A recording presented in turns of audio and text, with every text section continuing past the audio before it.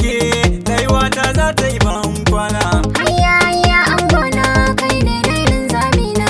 Zan take mu je tawa labule sirrin ɗakina. Haba kalli idanuna soyayyar karuhina.